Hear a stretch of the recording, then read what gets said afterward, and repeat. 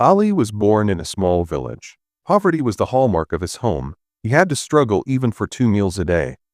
As a child, he often worked with his father instead of going to school to help with household expenses.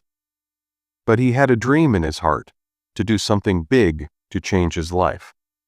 One day, Ali came across an old book that had the key to success written on it. He borrowed that book and started reading. He realized that if he changed his mind and worked hard, he could change his destiny. Ali started doing small jobs first. He worked as a laborer during the day and learned about online business at night. He failed many times. People made fun of him, but he never gave up. After struggling for a few years, he opened his own small business. Gradually, his work grew, and today the same Ali who once craved for 2 meals a day is a successful businessman. His village boasts that Ali proved that poverty can be a condition, but not fate.